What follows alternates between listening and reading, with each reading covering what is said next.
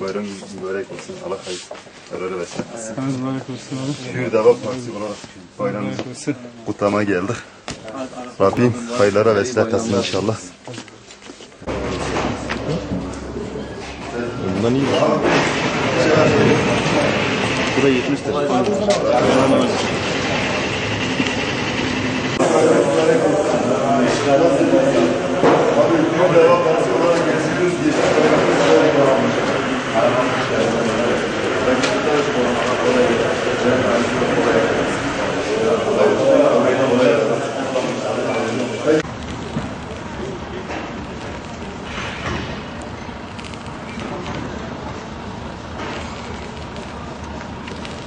Allah razı olsun, ölmüşlerine rahmet. Çok şükür, hamdolsun.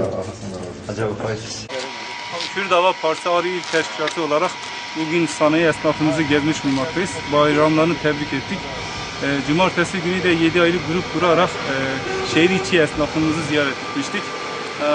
Bu münasebetle halkımızın da bayramını tebrik ediyoruz. Daha nice bayramlar görmesini diliyoruz inşallah.